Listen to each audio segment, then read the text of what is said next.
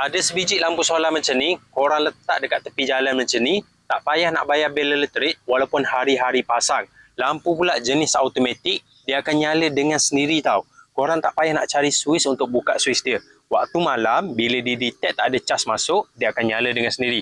Waktu siang dia akan cas sendiri tau. Dia guna cahaya matahari sebab lampu ni lampu solar. Yang ni memang baloi kalau korang nak pasang lampu solar banyak-banyak dekat tepi rumah. Yang ni kali kedua saya repeat. Sebelum ni saya pasang dekat dinding rumah macam ni. Saya gantung dekat beam rumah. Yang ni saya nak letak dekat tiang lampu. Korang letak lampu ni dekat tepi jalan. Waktu malam cahaya dia ni memang cerah. Dia boleh maintain cerah macam ni dari maghrib sampai subuh dengan selamba sebab dia pakai bateri besar dekat bahagian dalam. Dia ada bagi bracket macam ni, mudah untuk korang gantung dekat dinding. Gantung dekat tiang lampu pun boleh. Kalau korang tengok yang model ni saiz dia besar tau. Lampu LED pula banyak, penuh bodi lampu.